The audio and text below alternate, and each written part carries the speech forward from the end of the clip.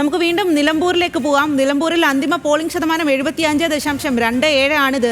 Record polling ആണ് എന്നുള്ള വിവരമാണ് ഈ സമയത്ത് പുറത്തു വരുന്നത്. ആ വിവരം നൽകുകയായിരുന്നു ബെൻസൺ ബാബു. ബെൻസൺ, കഴിഞ്ഞ ദിവസങ്ങളിൽ ഈ ഒരു പോളിംഗ് ഒക്കെ അവസാനിച്ചതിന് ശേഷം മുന്നണികൾ അവരുടെ ഒരു വിജയ പ്രതീക്ഷ പങ്കുവച്ചിരുന്നു.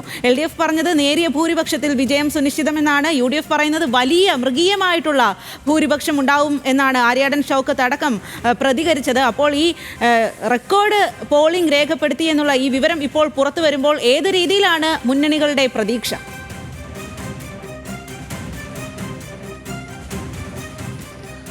സ്വാതി സൂചിപ്പിച്ചതുപോലെ തന്നെ ഈ പോളിംഗ് ശതമാനം ഇത്രത്തോളം വർദ്ധിച്ചത് ഇരു മുന്നണികളും വലിയ ശുഭപ്രതീക്ഷയോടെയാണ് കാണുന്നത്. ഇരു മുന്നണികളും വിജയപ്രതീക്ഷ ഇന്നലെ തൊട്ട് തന്നെ, അല്ലെങ്കിൽ ആദ്യഘട്ടം തൊട്ട് തന്നെ വിജയപ്രതീക്ഷ ഇരു മുന്നണികളും വെച്ച് പുലർത്തുന്നുണ്ട്. പക്ഷേ LDFനെ സംബന്ധിച്ചിടത്തോളം ആദ്യഘട്ടം തൊട്ട് തന്നെ എത്രത്തോളം ഒരു ശതമാനം അല്ലെങ്കിൽ എത്ര വോട്ടിന്റെ ഭൂരിപക്ഷം ഉണ്ടാകുമെന്നൊരു കണക്ക് അവർ പറഞ്ഞിട്ടുണ്ടായിരുന്നില്ല. ഒരു വോട്ടിന്റെ ഭൂരിപക്ഷത്തിൽ, ഒരു നിശ്ചിത വോട്ടിന്റെ ഭൂരിപക്ഷത്തിൽ വിജയിക്കും എന്നായിരുന്നു പറഞ്ഞിട്ടുണ്ടായിരുന്നത്. ഇന്നലെ മുതൽ 263 ബൂത്തുകളിൽ അതിൽ 259ഓളം ബൂത്തുകളിൽ നിന്നുള്ള കണക്കുകൾ എടുത്തിട്ടാണ് LDF ഏകദേശം 1500-ൽ കുറയാത്ത വോട്ടിന്റെ ഭൂരിപക്ഷത്തിൽ വിജയിക്കും എന്നൊരു വിലയിരുത്തലിലേക്ക് എത്തിയിട്ടുള്ളത്. 3 പഞ്ചായത്തുകളിലും നിലമ്പൂർ നഗരസഭയിലും വ്യക്തമായ ലീഡ് ഉണ്ടാകുമെന്നാണ് കണക്കുകൂട്ടൽ. അത് പോത്തുകല്ല്, കരുളായി, അമരമ്പലം പഞ്ചായത്തുകളിലാണ്. അതോടൊപ്പം തന്നെ നഗരസഭയിലും.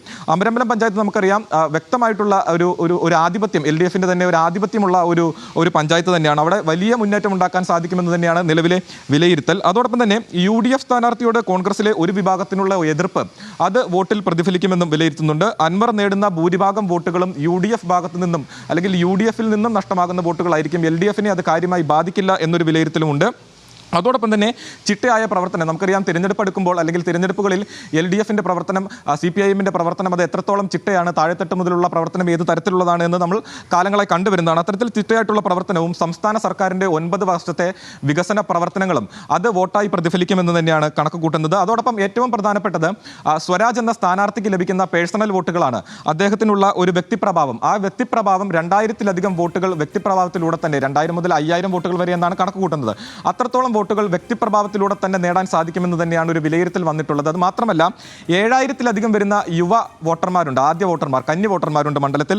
അവരുടെ വോട്ടുകളും ഈ തിരഞ്ഞെടുപ്പിൽ നിർണായകമാകും എന്നാണ് വിലയിരുത്തൽ. അൻവറും ഒരു നിർണായക ഘടകമാണ്. പക്ഷേ ഇരു മുന്നണികളും അത് അപ്പാടെ അവഗണിച്ചുകൊണ്ട് തന്നെയാണ് മുൻപോട്ട് പോകുന്നത്. LDF പറയുന്നത് UDFന്റെ ഭാഗത്ത് നിന്നാണ് അൻവറിന് വോട്ട് പോകുക, UDF പറയുന്നത് LDFന്റെ ഭാഗത്ത് നിന്നാണ് അൻവറിന് വോട്ട് പോകുക എന്ന് പറയുന്നു. അതുപോലെ തന്നെ UDFന്റെ പ്രതീക്ഷ 15,000-ലധികം വോട്ടിന്റെ ഭൂരിപക്ഷത്തിൽ വിജയിക്കുമെന്ന് ഒരു കണക്കുകൂട്ടലാണ് നിലവിൽ UDFന്റെ ഭാഗത്തു നിന്നും വന്നിട്ടുള്ളത്.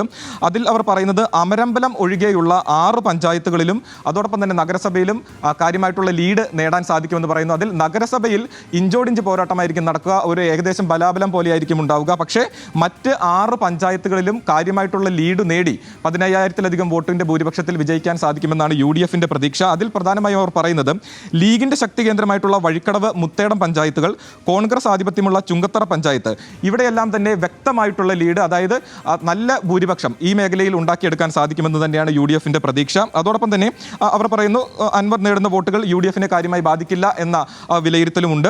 ഭരണവിരുദ്ധ വികാരം ഉണ്ടായിട്ടുണ്ട്, UDFലെ ഐക്യം, അതോടൊപ്പം തന്നെ ലീഗിന്റെ പ്രവർത്തനം, ഇവ വോട്ട് വർദ്ധിക്കാൻ കാരണമായി. നമ്മൾ കണ്ടതാണ് ലീഗിനെ സംബന്ധിച്ചിടത്തോളം അവരുടെ ആത്മാഭിമാന പ്രശ്നം എന്ന നിലയിലായിരുന്നു അരയും തലയും മുറുക്കിയുള്ള ഒരു പ്രവർത്തനമായിരുന്നു ലീഗിന്റെ ഭാഗത്തു നിന്നും ഉണ്ടായത്. അപ്പോൾ അത് വോട്ടായി പരിണമിക്കുമെന്ന് തന്നെയാണ് അവർ കരുതുന്നത്. അതോടൊപ്പം തന്നെ യുവ വോട്ടർമാരെ UDFന്റെ ഭാഗമാക്കാൻ അല്ലെങ്കിൽ UDFന് അനുകൂലമാക്കാൻ, യുവ വോട്ടർമാരെ UDFന് അനുകൂലമാക്കാൻ സാധിച്ചു എന്നും വിലയിരുത്തുന്നു. അപ്പോൾ ഇത്തരത്തിലാണ് വോട്ടെടുപ്പ് കഴിഞ്ഞ ആദ്യ മണിക്കൂറുകളിൽ ബൂത്ത് തലങ്ങളിൽ നിന്നും ലഭിച്ചിട്ടുള്ള കണക്കുകൾ പ്രകാരം LDF ക്യാമ്പുകളിൽ നിന്നും വന്നിട്ടുള്ള വിലയിരുത്തൽ. LDF ക്യാമ്പ് ഏകദേശം 1500ഓളം വോട്ടിന്റെ ഭൂരിപക്ഷത്തിൽ വിജയിക്കുമെന്ന് പറയുമ്പോൾ UDF ക്യാമ്പ് 15,000 വോട്ടിന്റെ ഭൂരിപക്ഷത്തിൽ.